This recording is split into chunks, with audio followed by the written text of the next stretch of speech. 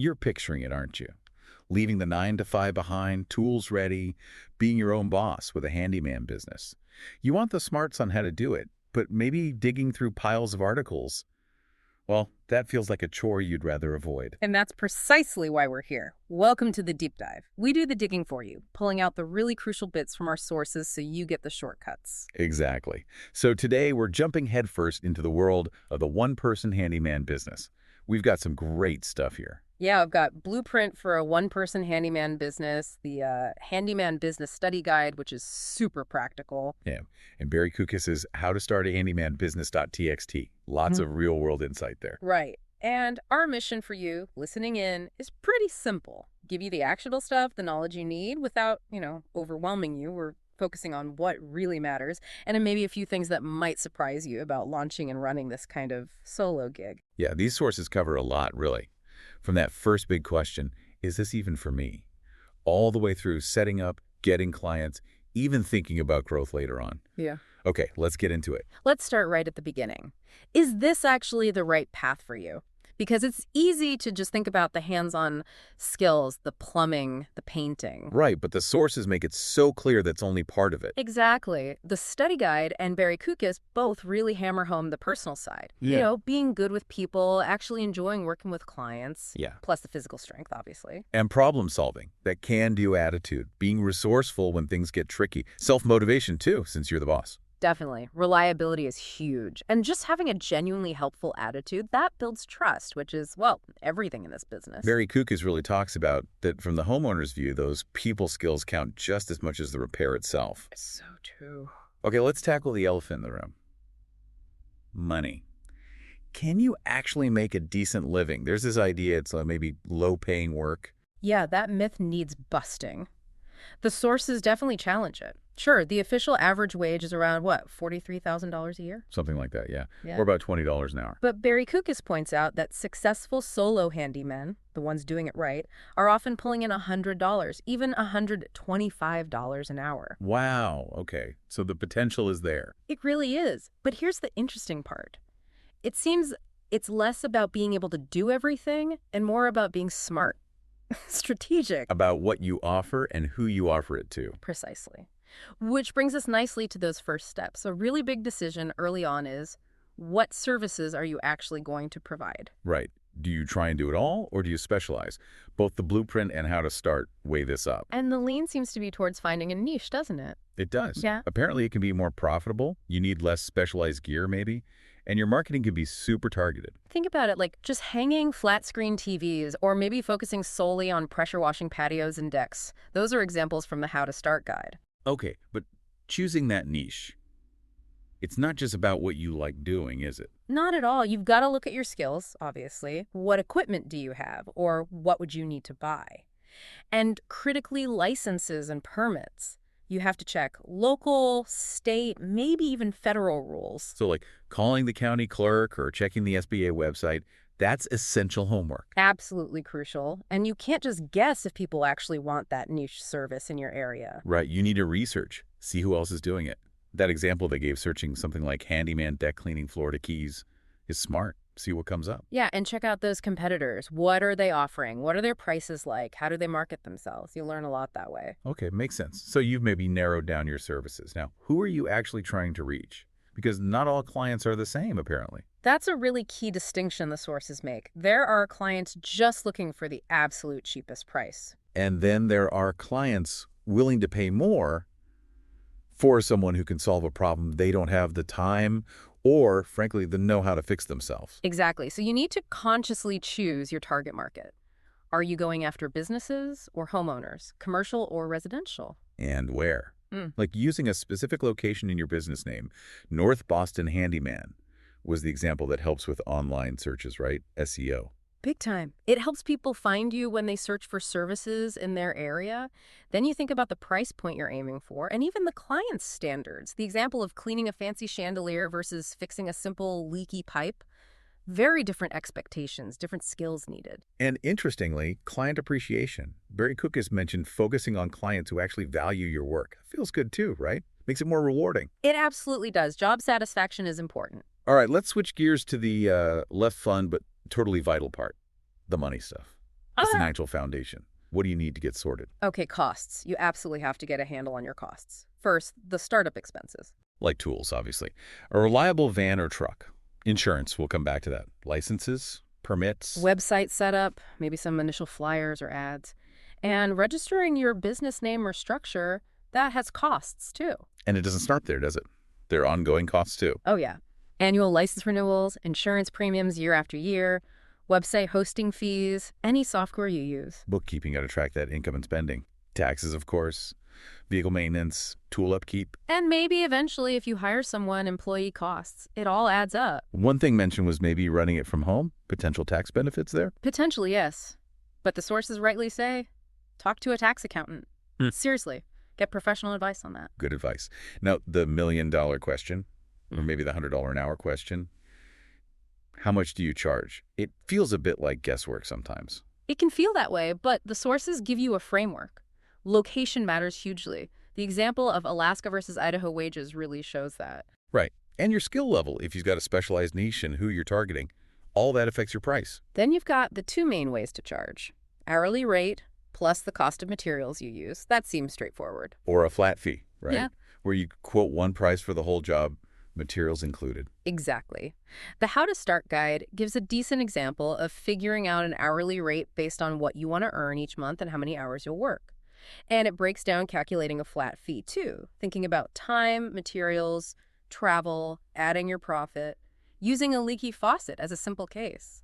But so many things feed into that price calculation, the actual time you think it'll take. The cost of materials and, adding a markup on materials is standard practice. Getting to and from the job, any special tools needed, your experience level. It seems being flexible can be smart. Maybe hourly for bigger, less predictable jobs, flat fees for small, standard stuff. That makes sense. But here's something that really jumped out at me.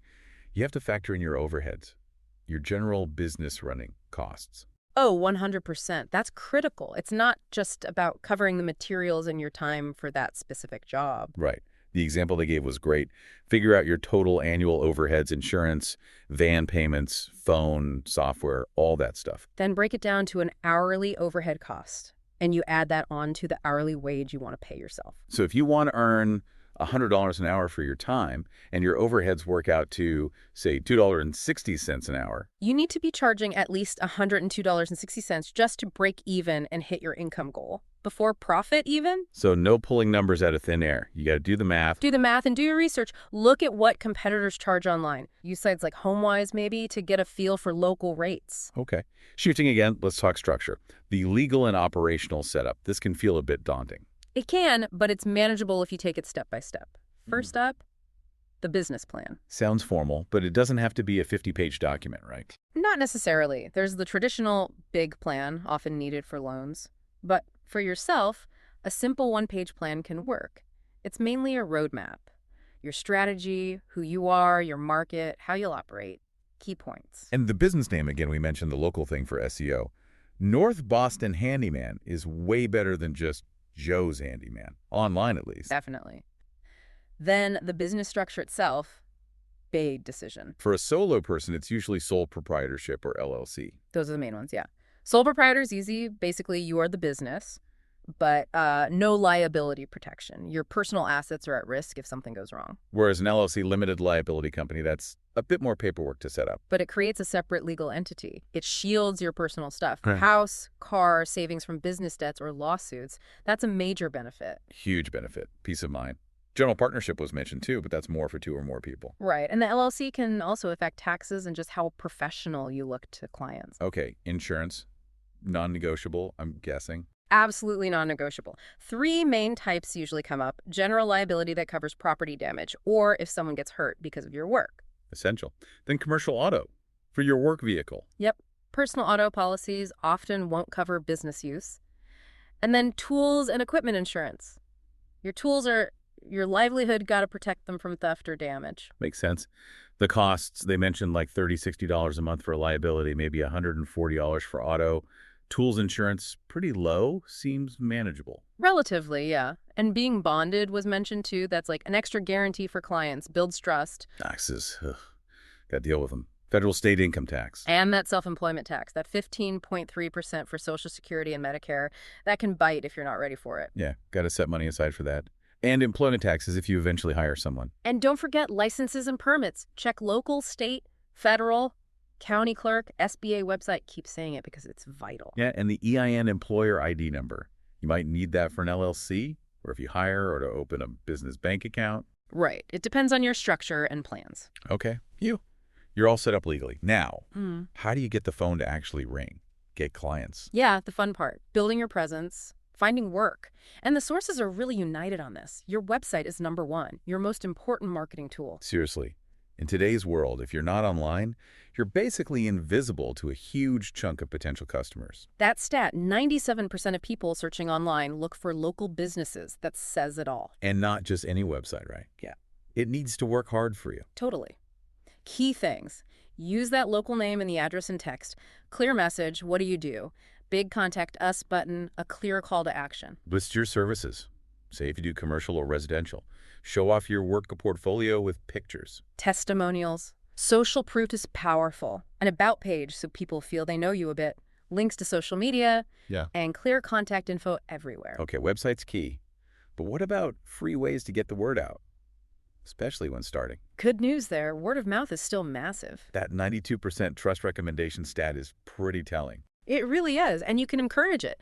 The How to Start guide had great tips. Call people back quickly, show up on time, be polite. Do great work, obviously. Stick to your quotes. Clean up after yourself. Huge one.